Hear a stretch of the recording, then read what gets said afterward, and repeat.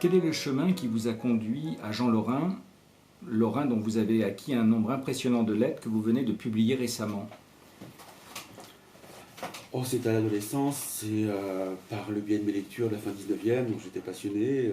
C'est par Betorvilly, Huysmans, Blois, Villiers-l'Isle-Adam, et immanquablement, on arrive sur Jean Lorrain, parce qu'il était ami avec tous ces gens-là, et avec mon cours aussi. Et j'ai commencé à le lire. Je crois me souvenir que les premiers livres de Lorrain que j'ai lus, c'était les Contes de Buveur des Terres et les Histoires de Masques, qui m'avaient beaucoup marqué.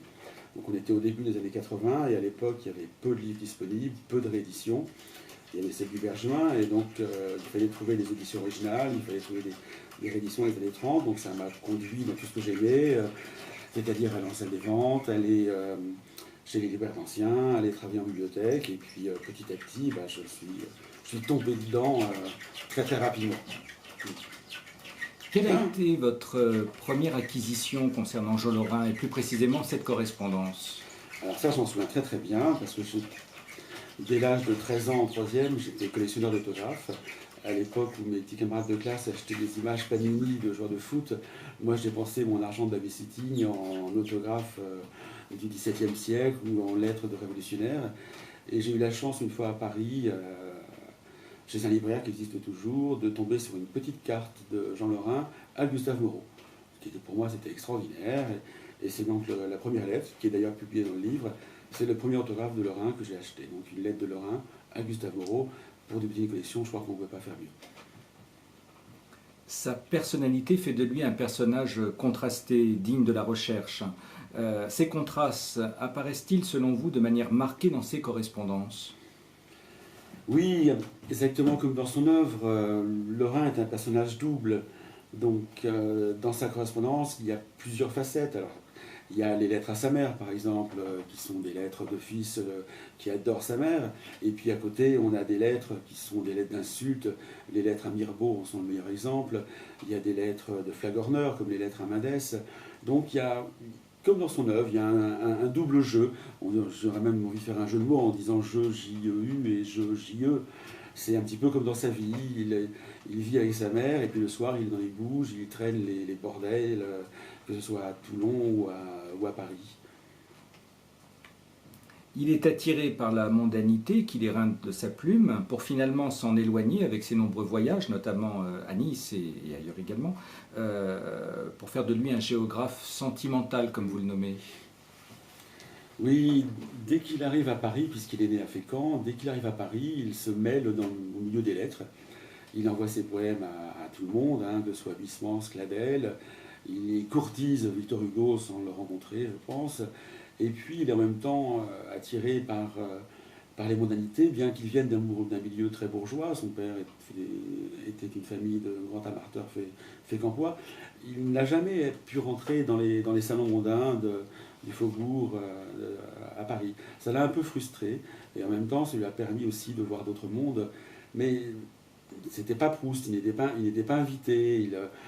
Et puis c'est son mode de vie aussi qu'il faisait qu'il n'était pas invité dans ces salons très très mondains. Ça n'empêche qu'il sortait tous les soirs, qu'il allait énormément au théâtre, qu'il allait à tous les vernissages de peinture de Paris et d'ailleurs. Mais on ne peut pas dire qu'il ait une vie mondaine telle que Proust a pu l'avoir sans vraiment la désirer.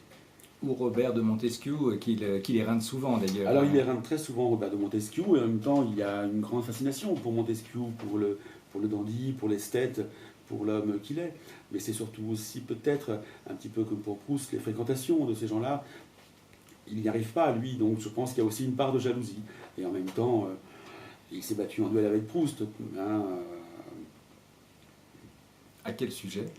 Oh, c'est à propos d'un article où il se moquait de lui, il se moquait des préfaces d'Anatole France et de Madeleine Lemaire, et il se moquait aussi de Proust en disant que c'était le QQ de Montesquieu. Ces écrits semblent un peu délaissés de nos jours. Comment voyez-vous ces œuvres, comme celle par exemple très connue, Monsieur de Phocas, aux yeux d'un lecteur du XXIe siècle? Alors Lorrain revient un petit peu à la mode, parce que depuis une vingtaine d'années, on assiste à Il y a beaucoup de gens qui s'intéressent à lui. Il y a beaucoup de rééditions qui sont faites. Il y a des éditions savantes, il y a des éditions en livre de poche. Monsieur de Phocas est sorti en livre de poche. Et il y a des étudiants qui travaillent dessus. Il y a des universitaires aussi. C'est quand même un symbole de la décadence. Dans les années 70, il y a des textes de lui qui ont été en musique par des groupes de rock. Mais pendant longtemps, il a été un petit peu dans une sorte de purgatoire. Entre les années 40, 70, peu de gens se sont intéressés à lui, mais il faut dire aussi que ces textes n'étaient pas accessibles.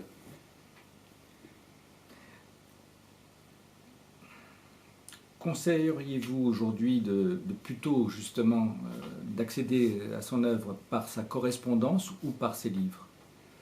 Ah bah, je ne peux pas m'empêcher de vous dire qu'il faudrait quand même commencer par la correspondance, puisqu'on est là pour ça. Mais je pense qu'avant de commencer la correspondance, il faut lire des livres, évidemment. Il faut lire les contes. Ils sont des contes fantastiques, vraiment d'un très très bon niveau. Il faut lire Monsieur de Bougrelon, qui est un roman à clé sur Barbé d'Aurevilly. Évidemment, Monsieur de Phocas, qui est à mettre un petit peu à niveau avec Wilde, Dorian Gray et puis Les Essaims de Huysmans. C'est une sorte de trilogie décadente. Mais il y a aussi beaucoup de textes qui sont extraordinaires. Par exemple, les Pall-Mall Semaines, qui sont ces articles quotidiens dans le journal, et on a vraiment la vie au jour le jour de Paris, des vernissages, des salons. C'est absolument extraordinaire.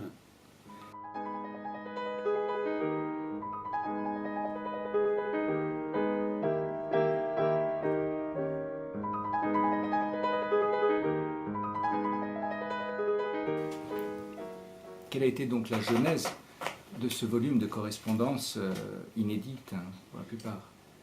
Mais j'ai déjà publié plusieurs volumes de correspondance, notamment aux éditions du Léraud, qu'il faut remercier. J'ai publié les lettres de Lorrain à Goncourt, qui sont conservées à la BN, des lettres à Marcel Schwab, qui sont conservées à la Bibliothèque de Nantes, des lettres à Willy Colette Polaire, des lettres à Huysmans, qui était un volume important.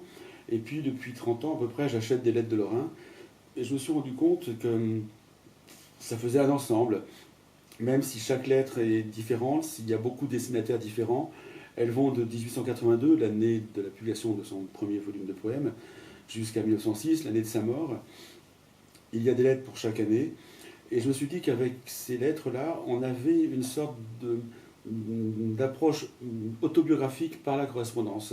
Et j'ai trouvé ça très intéressant de découvrir le personnage à travers ses écrits intimes. Et j'ai fait en sorte également de faire de très grandes notes. Il y a par exemple des lettres qui sont très courtes, mais j'explique beaucoup de choses dans les notes. J'ajoute des articles, j'ajoute d'autres extraits de correspondance, j'éclaire d'un jour nouveau, si on veut, les rapports de Lorrain avec ses correspondants.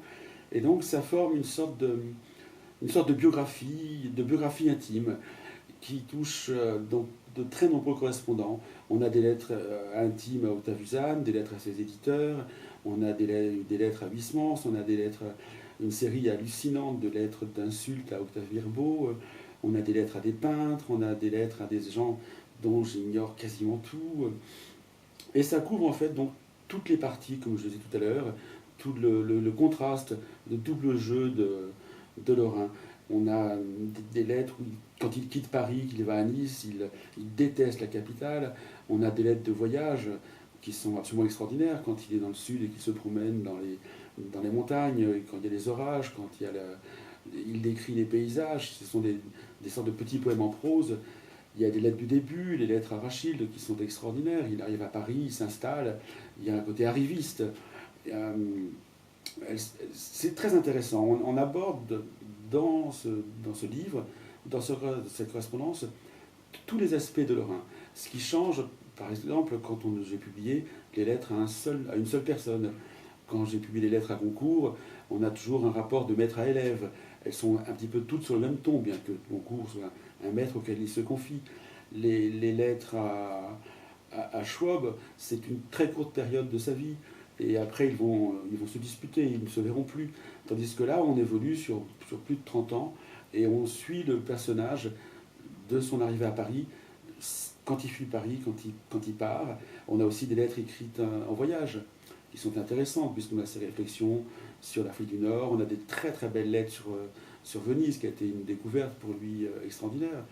Et puis on a un Lorrain qu'on ignore complètement, on n'y fait pas très attention, on se rend compte que Lorrain est un travailleur, un immense travailleur, et qu'il passait ses matinées à écrire aussi bien ses chroniques, ses articles quasiment quotidiens, mais également ses romans. Et puis on suit aussi un côté de Lorrain qu'on ne connaît pas trop bien, bien que j'ai publié des lettres à Gustave Copiot, qui sont des lettres de collaboration sur le Lorrain écrivain de théâtre.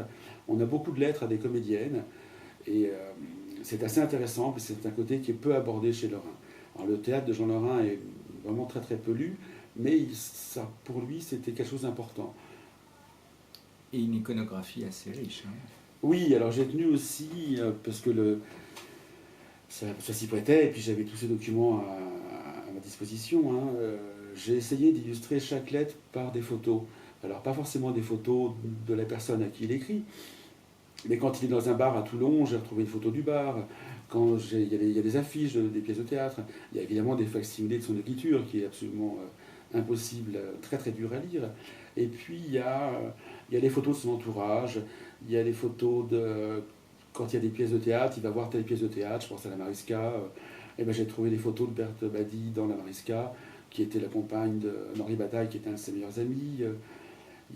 Oui, j'ai tenu à mettre beaucoup de documents pour vraiment l'illustrer de façon, faire une sorte de biographie intime illustrée avec les endroits où il vivait et ses amis ou ses relations.